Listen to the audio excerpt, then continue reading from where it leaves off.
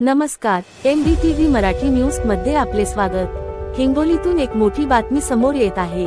मराठवाड्याच्या भूमीला लागलेला गद्दारीचा कलंक पुसून टाकण्यासाठी शिवसैनिकांची निष्ठाच पुरेशी आहे, असा थेट हल्लाबोल शिवसेना पक्षप्रमुख उद्धव ठाकरे यांनी केला आहे।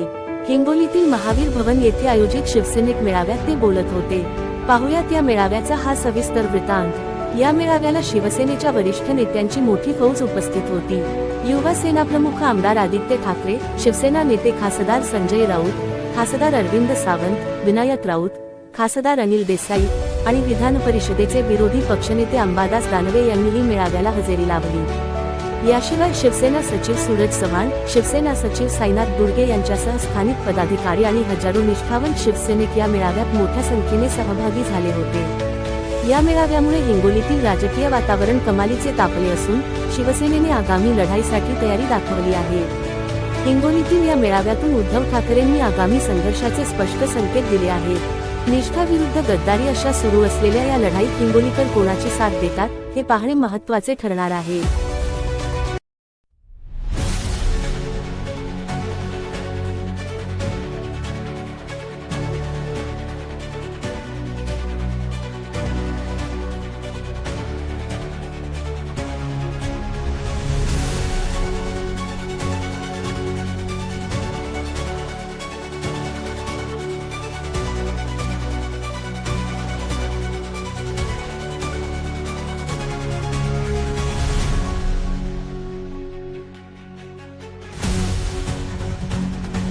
कुटुंबाकडे पाहिलं तर तुमच्या प्रकृतीकडे पाहिलं, रक्ताचं पाणी केलं, रक्त आटवलं, समोरून पैशाचा धबधबा कोसळत होता, काय तुम्हाला पैशाच्या वापर आले नव्हते? कशाला काम करतो, गर्भवास, तुला एवढे पैसे देतो, अनेक शिवसैनिकांना आल्या, पण शिवसैनिकांनी त्या हरामाच्या पैशाला लाथ मारली आणि हातात खपा झालेला शिवसैनिक हा निष्ठेने त्याच्यासमोर उभा आहे, निष्ठेने उभा आहे। निष्ठा कधी विकली जाऊ शकत नाही, निष्ठेची कोणी किंमत करू शकत नाही। पण जी एक लाट निर्माण केली गेली होती, राम मंदिर बांधले म्हणून देशात मोदींची लाट होती, त्या मोदींच्या लाटेत शेवटचे फक्त 15 दिवस आपल्याला मशाल मिळाल्यानंतर महाराष्ट्राने भाजपचं गाढव हे अडवलं होतं। महाविकास आघाडीचे 31 खासदार आपण निवडून आणले होते, त्याच्यामध्ये मी अभिमानाने सांगेन माझ्या मराठवाड्याने 3 खासदार शिवसेनेचे दिले होते, अभिमानाने सांगेन। हे भाजपच्या विरोधातलं मतदान नव्हतं, हे मशालीच्या विश्वासावरचं मतदान नव्हतं, शिवसेना प्रमुखांच्या चेहऱ्यावरती बघून मतदान झालेलं नव्हतं। मग मोदींच्या विरोधात एवढी लोक असताना तुम्ही त्यांच्यासाठी काय केलं?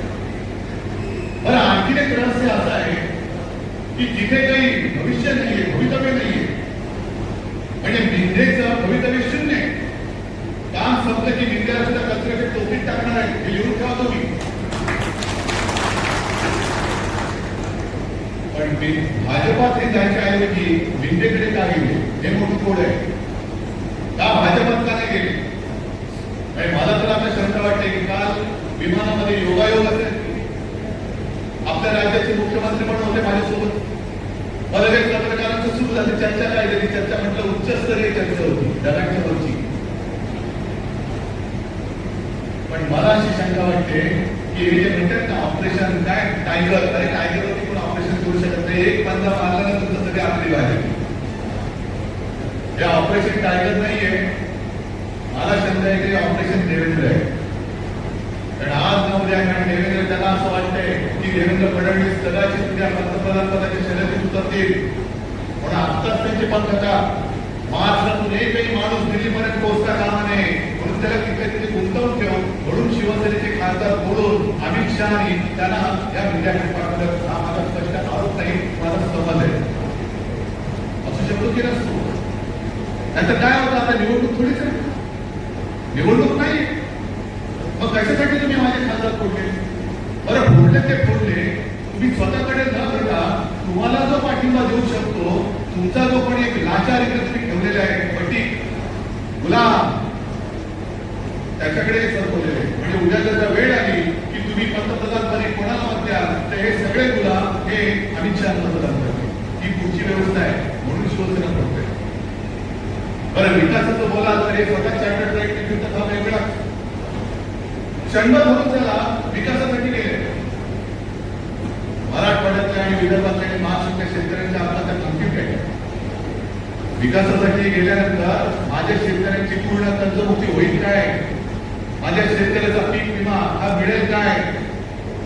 आणि त्यावेळेला समोर उभं राहून मोदींना कोणता प्रश्न हे विचारू शकतील काय की तमामची हिंमत शिवसेनेमध्ये असताना होती ती गुलाम सेनेत गेल्यानंतर हे सगळे भांडे करू शकतील काय? आणि याचं उत्तर स्पष्ट आहे. शिवसेनेचं अस्तित्व हे आमदार खासदारांवरती नाहीये. शिवसेनेचं अस्तित्व हे जनतेवरती आणि शिवसैनिकांवरती अवलंबून आहे. आता सुद्धा माझ्याकडे मी सरकारमध्ये नाही तरीकडे एक शिष्टमंडळ भेटल्याने एक आता यांनी समोर एक निवेदन दिलं. शक्तीपीठ महामार्ग रद्द झाला. कोणी मी काय करू शकतो? माझे तर खासदार पण बोलले. इथला जो खासदार होता त्याला विचारा, नारायणा तू कधीतरी आमच्या बाजूने तरी बोललास तिकडे आता बोलू शकतोस? जाऊ शकतोस तिकडे की नाही? या शक्तीपीठ महामार्गामध्ये माझ्या शेतकऱ्यांचं संपूर्ण रांगोळी होते, कुटुंबाच्या कुटुंब उद्ध्वस्त होत आहे, त्यासाठी सुद्धा लोकांची आत्महत्या झालेली आहे. हा शक्तीपीठ महामार्ग होऊ द्या, उद्योग नका हे सांगण्याचं धैर्य हे विकासवाले करू शकतील काय? जबाबदारी आपलीच आहे. कारण विकास त्यांचा होणार, ओके त्यांना मिळाले. रस्त्यावरती कोण? तुम्ही आणि आम्ही. जसं मी तुमची माफी मागायला आलो तसंच तुम्हाला मी विश्वास द्यायला आलो. खासदार कुठला कुठून या, पुन्हा आपण नवीन खासदार आपल्या हक्काचा आणून